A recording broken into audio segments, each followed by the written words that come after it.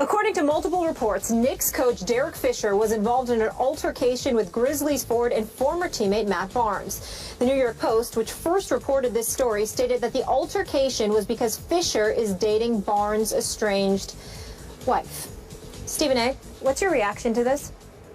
Well, my reaction to it is that it's unfortunate. You know, the personal details of what transpired is not something that I'm going to get into. I can promise you that much. I think it would be incredibly inappropriate because obviously, you know, it's not just the adults that are involved. There are kids that are involved. From my understanding, that's obviously something that that incited Matt Barnes to some degree. Nevertheless, it's not something that obviously makes Derek Fisher look good. I know both of these guys. I respect the hell out of both of these guys. And on a personal level, I'm certainly not going to go into the details of what I obviously have heard. But what I will tell you is that if you're Derek Fisher, you know, regardless of how Matt Barnes looked because of his checkered past in terms of, you know, saying something to James Harden's mom and, you know, some of the things that he has spewed to other folks in the stands on occasion, the person that really looks bad to some degree is a Derek Fisher. You are the coach of the New York Knicks, and although you were out in California to see your family, your children, you remember he filed for a divorce last March. His kids are in Los Angeles with his wife, with his you know, estranged wife Candace, who I know as well. You know, the situation is very shaky, to say the least. But when you're out there, and you end up having to miss a day in training camp fresh off of a 17-65 season and you're not with the team, I think that Frank Isola of the New York Daily News, my friend, somebody that I know covers the Knicks over the past 16 years, better than anybody that I've seen in quite a long time, he knows when he sits there and says and writes that the free pass that Derek Fisher had last year, that honeymoon period is now officially over, he's absolutely right, because you don't need to have any kind of distractions. The New York Knicks are bad enough all by themselves. I suspect they'll be better this year with Aflalo and Robin Lopez added to the squad.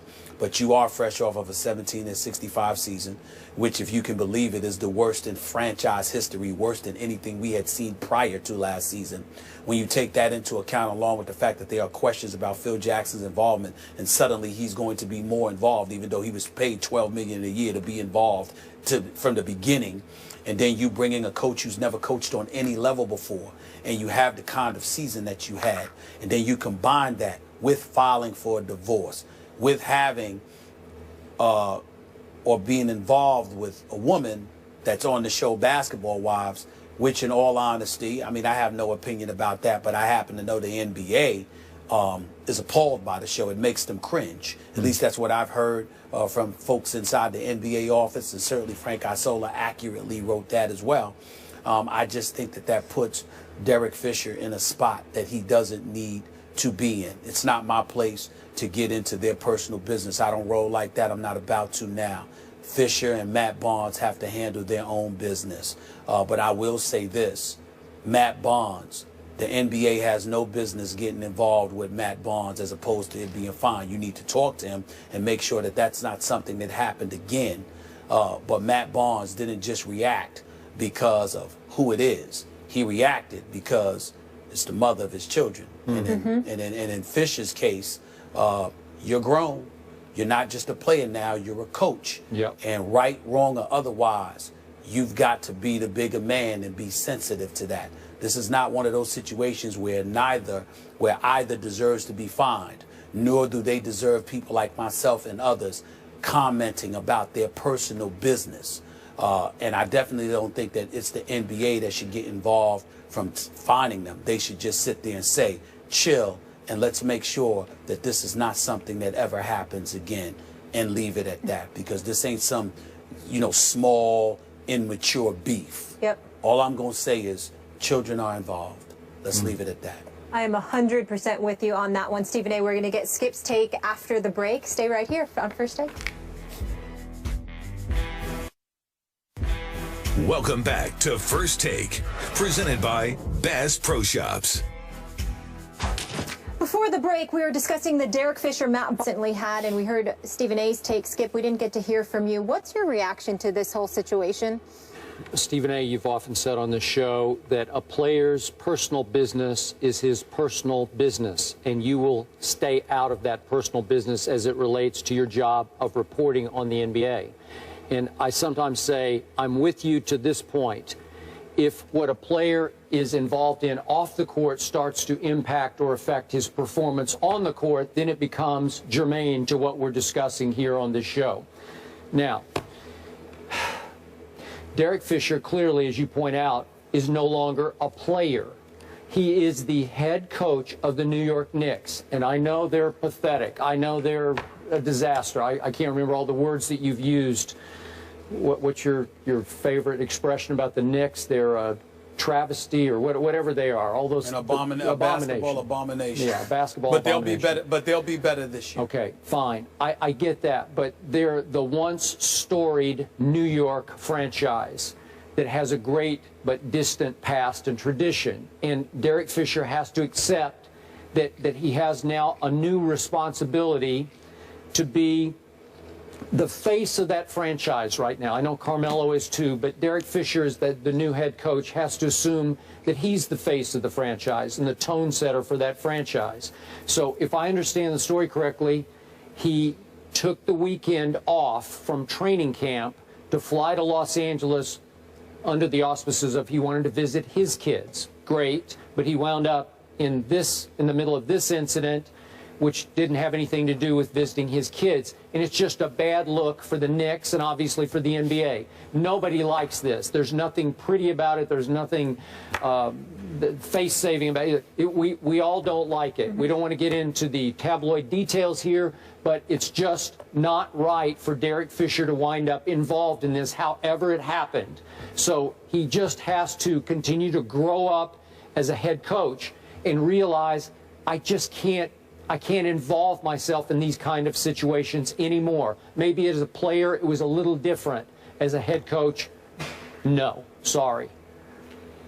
I completely agree. I have nothing to add to that. You're absolutely right. All right, let's leave.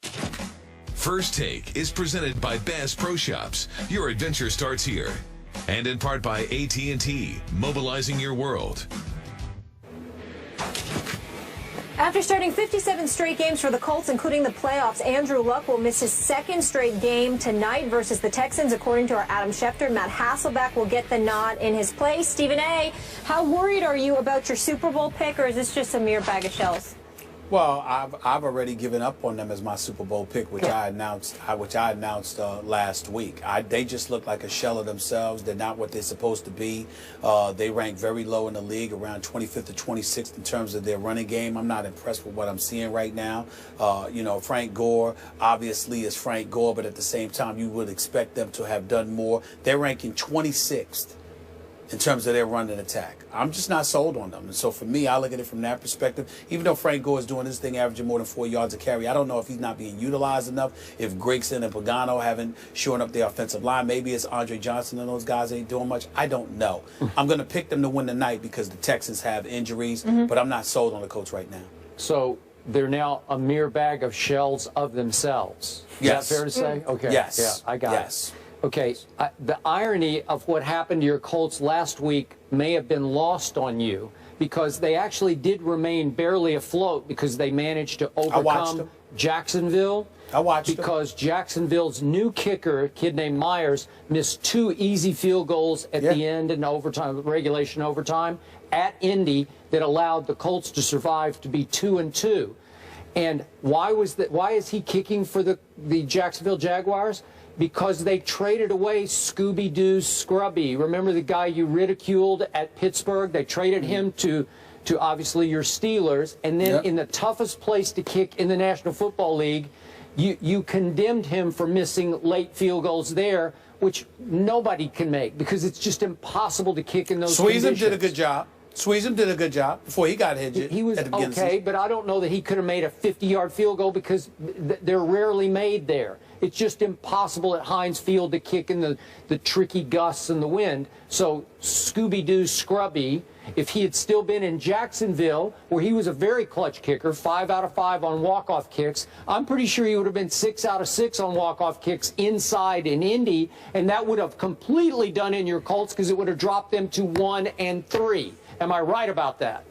That's fair enough. I am right about that. Yes, you are. So now you're picking. You're sticking with them tonight to win? Tonight because, you know, DeAndre Hopkins may not play. I don't know how many weapons they have for the I think the Texans have some injuries, and that's the problem. I think, you know, to me, the Colts, I have not been impressed with them, but I think that the Texans have too many injuries, and the Colts can find a way to squeeze this out. I think the Texans have to win this game. They're a 4-point I think that they have to win it. They have to win it, but Skip, they just don't have enough. Okay. I agree with you. They have to win. They just don't have enough. I think the Texans are going to put your Colts almost out of their early season misery here. Like I wouldn't be surprised. I wouldn't be surprised. I ain't gonna lie. All right. How about those Cubbies, guys? How about those Cubbies? Right? This is going to be their year. Meant to be. Not against the Mets. We'll see. See you guys tomorrow. We'll be picking all the games.